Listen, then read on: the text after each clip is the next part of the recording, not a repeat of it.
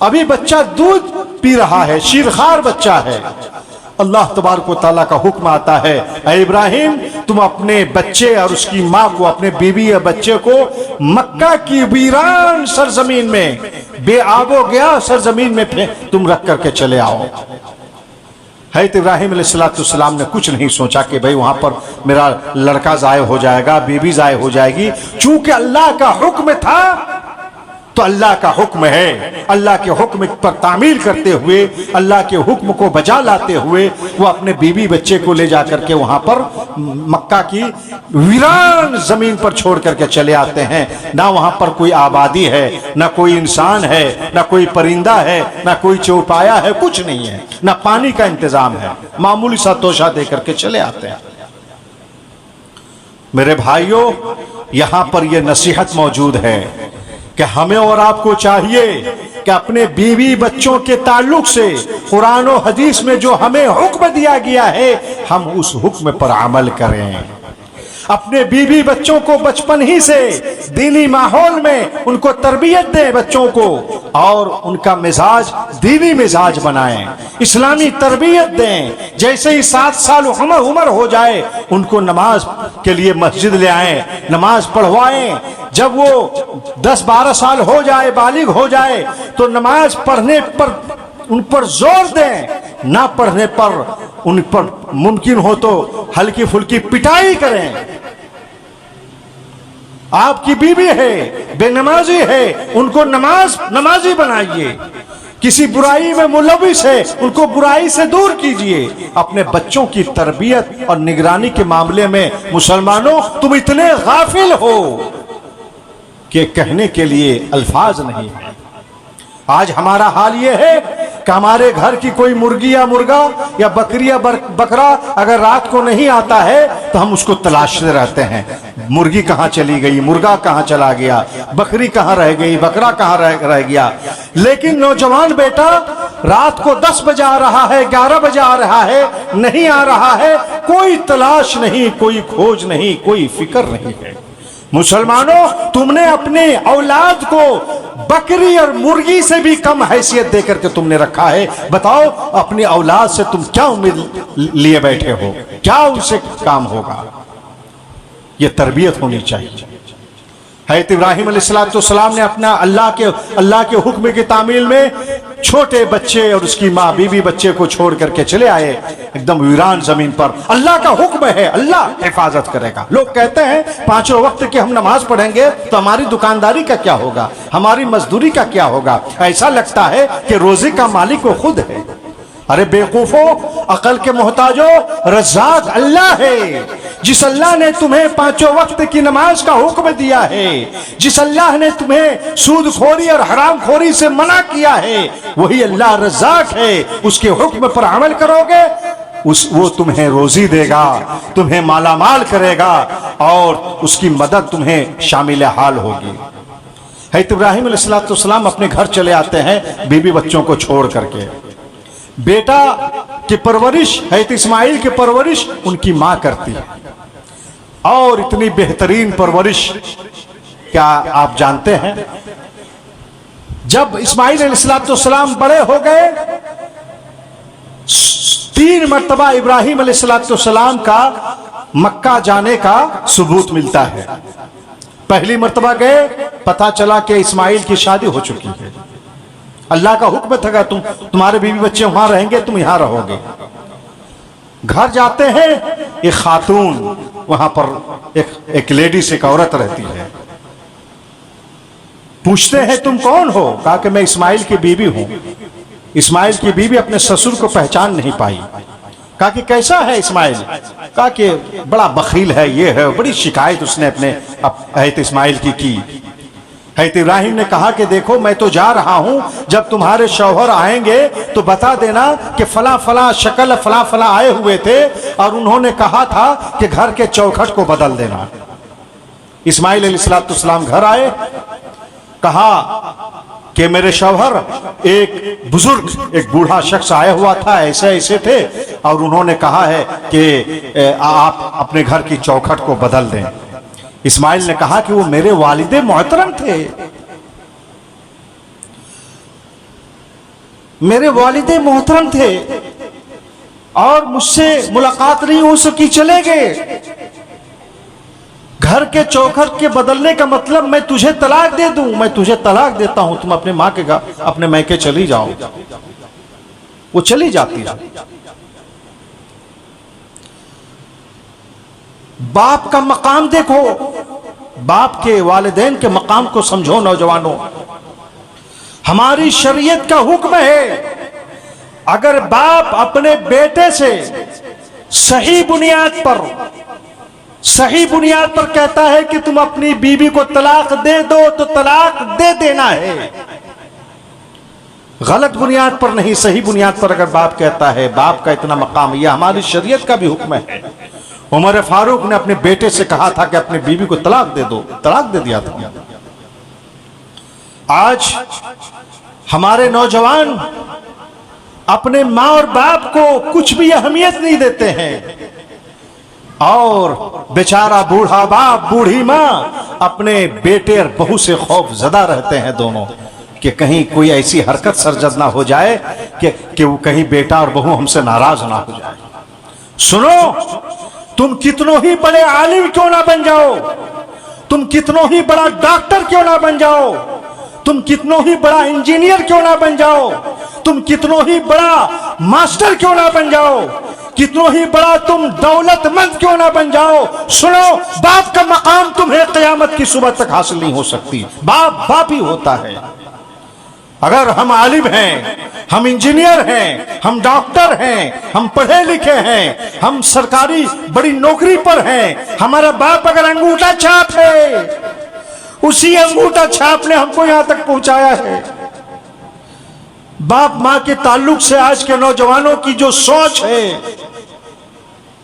زبان میری اجازت نہیں دیتی ہے کہ اس کے لیے کوئی میں بھدا لفظ کہوں، ناشائستہ کلمات کہوں۔ نوجوانوں، اپنے ماں باپ کی قدر کرو، اپنے ماں باپ کی قدر کرو، اتنی خدمت کرو کہ وہ خوش ہو جائے اور ان کے دل سے تمہارے لیے دعائیں نکلیں۔ بد دعائیں مت لو، ان کی آہیں نہ لو، برباد ہو جاؤ گے، ختم ہو جاؤ گے۔ نہ تمہاری صحت تمہیں ساتھ دے گی، نہ تمہاری دولت تمہیں ساتھ دے گی، نہ تمہاری صلاحیت تمہیں ساتھ دے گی، نہ تمہارا مقام و مرتبہ تمہیں ساتھ دے گا، برباد ہو جاؤ گے۔ جو باپ کا نہیں وہ کسی کا نہیں۔ اللہ اکبر۔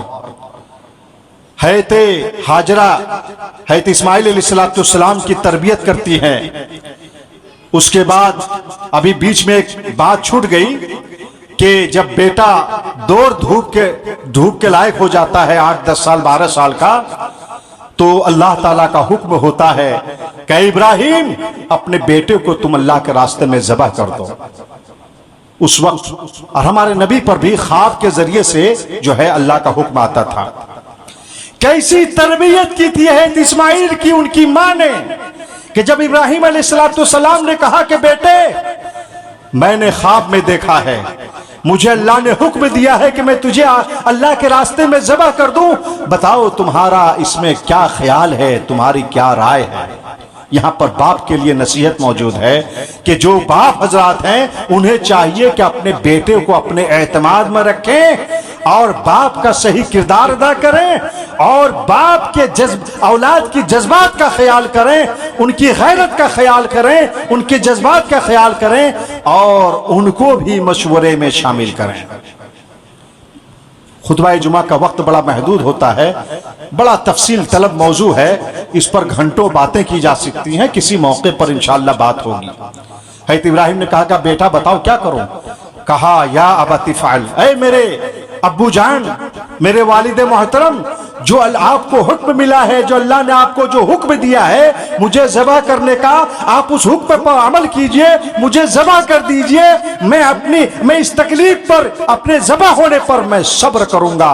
ہاں جب لٹائیے تو اس طرح لٹائیے کہ میرا چہرہ، میری نگاہ آپ کے چہرے پر یا آپ کی نگاہ میرے چہرے پر نہیں پڑنی چاہیے، کہ کہیں ایسا نہ ہو کہ باپ کا ممتا بیٹے کو ذبح کرنے میں کہیں رکاوٹ نہ بن جائے۔ اللہ اکبر۔ ایک بوڑھا باپ کا یہ معصوم بچہ جب یہ کہہ رہا ہوگا کیسا لگ رہا ہوگا۔ بہر کیف اللہ کا حکم تھا، حضرت ابراہیم علیہ السلام نے اللہ کے حکم کے تعمیل میں اپنے بیٹے کو لٹا دیتے ہیں اور ان پر چھری چلا دیتے ہیں۔ یہ چھری چلا رہے ہیں، ادھر اللہ کا حکم ہو رہا ہے، فرشتہ جنت سے ایک مینڈھا لے کر کے اترتا ہے اور اسی مینڈھے کی گردن پر ان کی چھری چلتی ہے، ابراہیم علیہ السلام کی چھری چلتی ہے، اور کہتے ہیں اللہ تعالیٰ نے پکارا کہ ابراہیم تم نے اپنے خواب کو سچ کر دکھایا، یعنی اے ابراہیم تم اس امتحان میں بھی کامیاب ہو گئے، میرے حکم کی تم نے تعمیل کر کے دکھا دی۔ تمہیں بیٹے کو ذبح کرنا مقصد نہیں تھا، ان کو ذبح کروانا مقصد نہیں تھا، بلکہ تمہارا امتحان لینا مقصد تھا۔ میرے بھائیوں، یہ جو ہم لوگوں نے قربانی کی ہے اس کی یہی حکمت ہے، اللہ کے حکم کی تعمیل۔ جب گردن پر چھری چلاؤ، دعا پڑھو، دل میں یہ نیت ہو کہ اللہ کا حکم ہے، آج جانور کی گردن پر ہم چھری چلا رہے ہیں، ضرورت پڑی تو اپنے دین کے لیے، اپنے ایمان کے لیے، اپنی عزت و آبرو کے لیے، اپنے ملک، اپنے شہر کے لیے، اپنے سماج کے لیے، اپنے والدین کے لیے، اپنے اولاد کی تعلیم و تربیت کے لیے، حق کے لیے، توحید کے لیے ضرورت پڑی تو ہم اپنی گردن کو بھی کٹا دیں گے، اپنی دولت کو بھی ہم قربان کر دیں گے، اپنے مفاد کو قربان کر دیں گے۔ یہ جذبہ، اس نیت سے اگر آپ قربانی کریں گے اور اس کے مطابق عمل کریں گے تب جا کر کے آپ قربانی کرنے والے ہوئے، ورنہ سال بھر تو گوشت کھاتے ہی رہتے ہیں۔ جانور کا گوشت کھانا کوئی کمال کی بات نہیں، باتیں بہت ہیں۔ کہنے کا مقصد یہ ہے کہ حضرت ابراہیم علیہ السلام کی زندگی، سورہ ابراہیم نام کی مکمل ایک سورہ ہے قرآن میں، اور دوسری بہت ساری صورتیں ہیں جس میں ابراہیم علیہ السلام کا قصہ بڑی تفصیل سے ہے، پڑھنا چاہیے اور اس کی روشنی میں اپنی زندگی کو ڈھالنا چاہیے، اور ہمیں ایک پکا سچا مومن و مسلمان بننا چاہیے۔ اللہ تبارک و تعالیٰ سے دعا ہے، اللہ ہم تمام مسلمانوں کو کہنے سننے سے زیادہ اس پر عمل کرنے کی توفیق عطا فرما۔ اے اللہ ہمارے گناہوں کو معاف فرما۔ سب آمین کہیے۔ آمین کا مطلب ہوتا ہے اے اللہ دعا کو قبول کر لے۔ آمین کا کیا مطلب ہوتا ہے؟ اے اللہ، اللہم استجب، اے اللہ دعا کو قبول کر لے۔ تو آمین کہنا چاہیے، کہیے اے اللہ ہمیں قرآن و حدیث پر عمل کرنے کی توفیق عطا فرما، ہمارے گناہوں کو معاف فرما، ہمارے نیک اعمال کو قبول فرما۔ اے اللہ تو ہی رزاق ہے، تو ہی روزی دینے والا ہے، پروردگار عالم بے روزگار مسلمانوں کو روزگاری عطا فرما، برسر روزگار مسلمانوں کے روزگاری میں مزید ترقی اور برکت عطا فرما۔ اے اللہ تو ہی شفا دینے والا ہے، پروردگار عالم بیمار مسلمانوں کو، بیمار مسلمان مرد و عورت جس قسم کی بیماری میں مبتلا ہے، اے اللہ تو ہی شفا دینے والا ہے، تمام بیمار مسلمان مردوں اور عورتوں کو شفائے عاجلہ و کاملہ عطا فرما۔ اے اللہ اسلام اور مسلمانوں کی حفاظت فرما، مساجد و مدارس اور اسلام کے مقدس مقامات کی حفاظت فرما، عالم اسلام کی حفاظت فرما۔ اے اللہ ہمارے ملک ہندوستان کی حفاظت فرما۔ اے اللہ ہمارے ملک ہندوستان کی ہر اعتبار سے، اقتصادی اعتبار سے، سیاسی اعتبار سے، ایجوکیشن کے اعتبار سے، ہر اعتبار سے حفاظت فرما اور ترقی عطا فرما۔ ہمارے اسٹیٹ جھارکھنڈ کی حفاظت فرما، ہمارے برہیٹ بلاک کی حفاظت فرما، ہمارے سماج اور ہمارے گاؤں گھروں کی حفاظت فرما۔ اے اللہ پروردگار عالم ہمارے سماج اور معاشرے میں ہماری جو بیٹیاں شادی کی عمر میں پہنچنے کے باوجود غیر شادی شدہ گھروں میں بیٹھی ہوئی ہے، ان کے لیے شادی کا اور بہترین جوڑے کا انتظام فرما دے۔ جو مصیبتوں میں، تکلیفوں میں، مشقتوں میں گھرے ہوئے ہیں، مبتلا ہیں، اے اللہ انہیں مشقتوں، تکلیفوں اور مصیبتوں سے نجات عطا فرما۔ پروردگار عالم ہم سے پہلے جتنے بھی مسلمان گزر چکے ہیں ان کے گناہوں کو معاف فرما، ان کے نیک اعمال کو قبول فرما، ان کے لیے ان کی قبروں کو جنت کا باغ بنا دے۔ پروردگار عالم ہمیں اپنے والدین کی خدمت کی توفیق عطا فرما، اپنی اولاد کی صحیح تعلیم و تربیت کی توفیق عطا فرما، اور ہمیں جب تک زندہ رکھ ایمان کی حالت میں زندہ رکھ، اور ہم سب کا خاتمہ ایمان کی حالت میں فرما۔ اے اللہ تو ہی دعاؤں کو قبول کرنے والا ہے۔ اے اللہ یہ ہمارا ایمان ہے، ہمارا عقیدہ ہے تو ہی دعاؤں کو قبول کرنے والا ہے، ہماری دعائیں اگر قبول نہ ہوئی ہم ہلاک و برباد ہو جائیں گے۔ پروردگار عالم اپنے فضل و کرم سے ہماری ان دعاؤں کو قبول فرما۔ اے اللہ یہاں پر پانی کی بڑی دقت اور پریشانی ہے، اے اللہ تیرے مخلوقات میں تیرے بندے چوپائے پر چرندے درخت اور یہ ساری چیزوں کو پانی کی ضرورت ہے، اے اللہ تو ہی بارش برسانے والا ہے۔ پروردگار عالم اپنے فضل و کرم سے بارش کا نزول فرما، برسات فرما دے، اور کسانوں نے جو کھیتوں میں بیج ڈالا ہوا ہے اس کے لیے پانی کی شدید ضرورت ہے، اے اللہ تو باران رحمت کا نزول فرما، بارش نازل فرما دے اور اس مصیبتوں سے ہمیں نجات عطا فرما دے۔ پروردگار عالم اپنے فضل و کرم سے ہماری ان دعاؤں کو قبول فرما۔ ربنا تقبل منا انك انت السميع العليم وتب علينا انك انت التواب الرحيم صلى الله تعالى على خير خلق محمد وعلى اله وصحبه اجمعين